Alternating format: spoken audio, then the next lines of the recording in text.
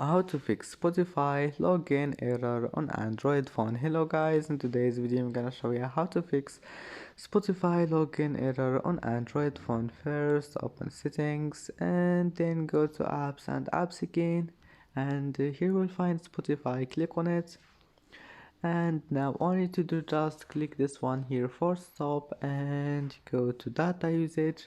Enable all of those here: mobile data, Wi-Fi and background data, and then go to storage, clear data, click on it and click OK.